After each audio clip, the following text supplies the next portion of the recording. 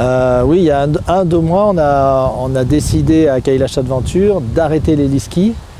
En tout cas, la pratique de l'héliski, de le proposer à nos clients, tant sur le massif qu'en Suisse, enfin sur le massif, en Italie, en tout cas dans les Alpes, qu'à l'étranger. Donc cette prise de décision, c'était principalement parce qu'on commence à se rendre compte, enfin il y a longtemps qu'on se rend compte, et là on veut faire un pas, on veut faire initier quelque chose de notre côté.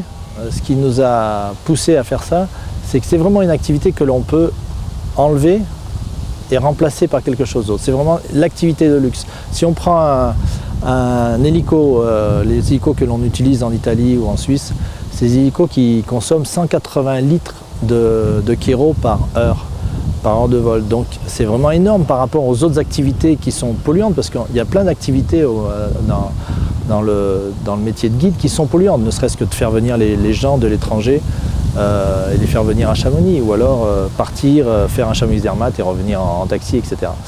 Donc tout ça c'est polluant, mais s'il y en a une que l'on peut enlever, c'est bien celle-ci, c'est l'héliski, parce qu'on peut la remplacer et c'est la plus polluante de toutes, sans souci, puisque 180 litres par heure, c'est juste monstrueux.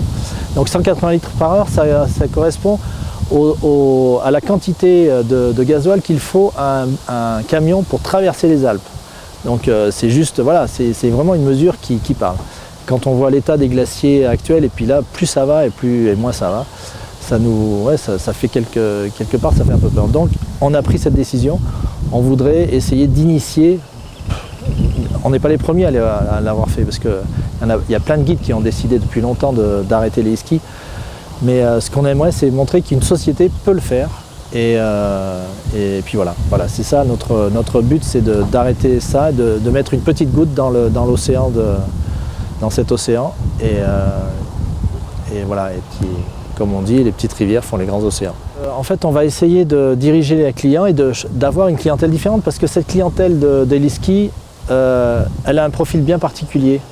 Donc cette clientèle, c'est sûr qu'on va la perdre. Enfin, il y a une grande partie, on va la perdre. Je pense qu'on va pouvoir récupérer 20% de cette clientèle et la diriger vers le ski de rando.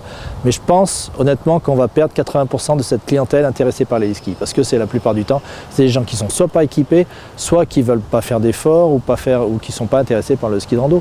Donc ceux-là, c'est sûr, il y a de grandes chances qu'on les perde. Mais on devrait pouvoir récupérer 20% de ces gens-là. Et notre réflexion ne s'arrête pas là, s'arrête pas que là, parce que là c'est juste un commencement, mais peut-être que plus tard on va aussi penser à arrêter les grands voyages, parce qu'on fait beaucoup de grands voyages sur Norvège, Spitsberg, Groenland. Et bien ceux-là aussi on risque de les arrêter petit à petit, parce que c'est vrai que c'est une activité, après l'héliski, c'est la deuxième activité la plus polluante.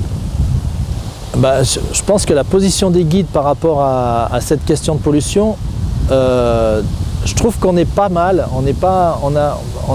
Je trouve que c'est pas pire que ça, parce qu'il faut rappeler qu'on a été en France, on est le seul pays, en tout cas les pays qui nous entourent, qui ont interdit l'héliski. Donc ce serait bien que les guides soient à l'initiative d'interdire, enfin pas d'interdire, mais d'éviter d'utiliser l'héliski et de l'exporter aussi. Puisqu'on l'interdit chez nous, pourquoi l'exporte-t-on ailleurs ?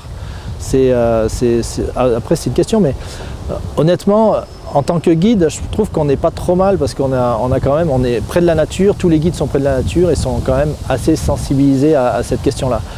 Mais c'est vrai qu'on a encore des efforts à faire. On en parlait tout à l'heure, c'est vrai que ce qui se passe en Himalaya, c'est principalement la cause, et principalement les guides qui amènent des clients là-bas, et puis qui surchargent les camps de base et qui surchargent l'arête par exemple de l'Everest ou des autres camps de base. Donc ça, c'est vrai que c'est la faute principalement des guides. Mais voilà, oui, on a des efforts à faire, mais je trouve qu'on est une des corporations qui sont assez, comment dire, responsables.